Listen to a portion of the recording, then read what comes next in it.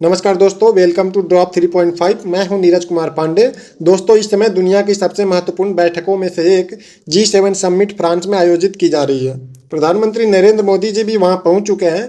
Donald Trump भी मौजूद है और दुनिया भर की मीडिया की निगाहें इस बात पर टिकी हुई है कि आखिर इस सम्मेलन से क्या संदेश निकलकर सामने आता है। लेकिन आगे बढ़ने से पहले एक सवाल को जान लेते हैं कि आखिर G7 है क्या।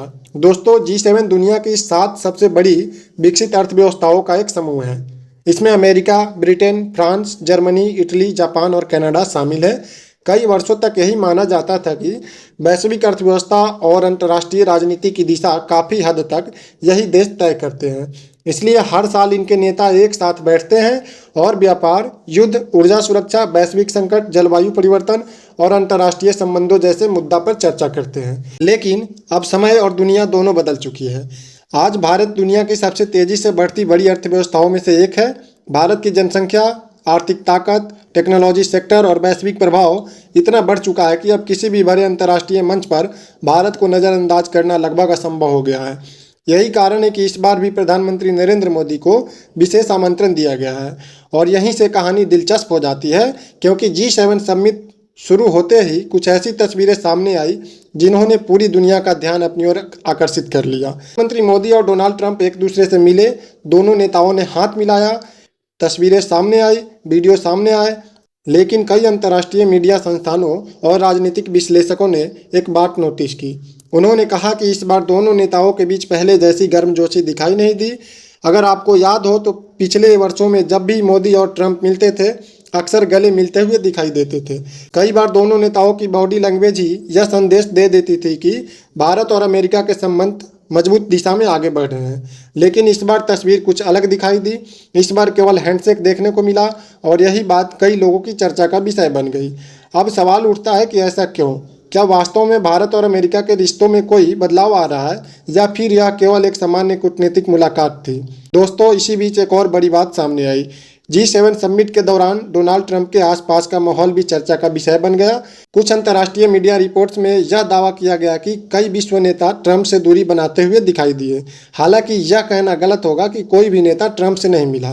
ऐसा बिल्कुल नहीं है। लेकिन यह जरूर कहा जा रहा है कि इस बार G7 में ट्रंप पहले की तुलना में अधिक विवादों के केंद्र में दिखाई दिए। और इसके पीछे सबसे बड़ा कारण है कि मिडिल ईस्ट या मध्य पूर्व की राजनीति, ईरान, इजराइल और अमेरिका की बदलती रणनीति। दोस्तों, पिछले कुछ समय से अमेरिका और ईरान के बीच तनाव दुनिया की सबसे बड़ी खबरों में शामिल रहा है। इजराइल और ईरान के बीच संघर्ष ने पूरे क्षेत्र को अस्थिर कर दिया। तेल की कीमतों पर भी असर पड़ा, वैश्विक बाजार प्रभावित हुए और दुनिया को यह डर सताने लगा कि यह संघर्ष एक बड़े क्षेत्रीय युद्ध में न बदल जाए। लेकिन अब कुछ रिपोर्ट्स यह संकेत दे रही है कि अमेरिका ईरान के साथ किसी प्रकार की समझौते की दिशा में आगे बढ़ सकता है। और यही बात इजराइल के कुछ नेताओं को पसंद नहीं आ रही, क्योंकि इजराइल हमेशा से मानता रहा कि ईरान उसकी राष्ट्रीय सुरक्षा के लिए सबसे बड़ा खतरा है। ऐसे में यदि अमेरिका और ईरान के बीच कोई नई समझ बनती है तो इसका सीधा प्रभाव इजराइल की रणनीति पर पड़ सकता है। यही कारण है कि अंतर्राष्ट्रीय राजनीति इस समय बेहद जटिल मोड़ पर दिखाई दे रही है। और इसी पूरे घटनाक्रम के बीच भारत की भूमिका और भी महत्वपूर्ण हो जाती है, क्योंकि भारत के संबंध अमेरिका से भी अच्छे हैं, भारत के संबंध फ्रांस से भी अच्छे हैं, भारत के संबंध खाड़ी देशों से भी अच्छे हैं। और भारत ने हमेशा संतुलित विदेश नीति अपनाने का प्रयास किया है। यही वजह है कि आज भारत केवल एक क्षेत्रीय शक्ति नहीं बल्कि एक वैश्विक शक्ति के रूप में देखा जा रहा है। दोस्तों, हाल ही में कनाडा के प्रधानमंत्री मार्क कार्नी ने भी एक महत्वपूर्ण बयान दिया। उन्होंने कहा कि आज की दुनिया केवल G7 की दुनिया नहीं है।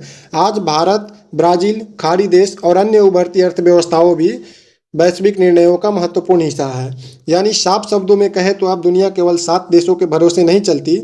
दुनिया अब मल्टीपोलर हो चुकी है और भारत इस नए वैश्विक ढांचे का एक प्रमुख स्तंभ बन चुका है। यही कारण है कि जब G7 जैसे मंच पर भारत मौजूद होता है तो पूरी बैठक का महत्व और बढ़ जाता है।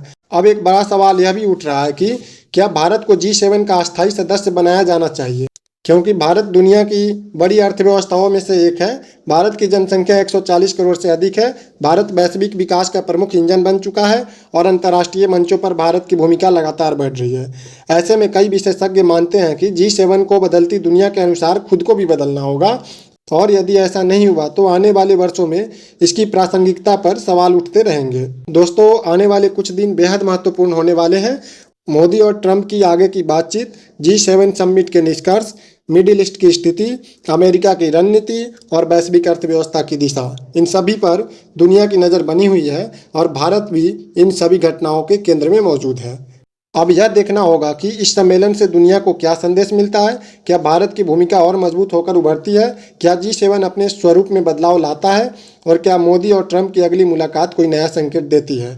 आपकी क्या राय है? क्या भारत को G7 का अस्थायी सदस्य बनना चाहिए या फिर G7 अब अपनी पुरानी प्रासंगिकता खो चुका है? अपनी राय कमेंट सेक्शन में ज़रूर बताइएगा। धन्यवाद। जय हिंद, जय भारत।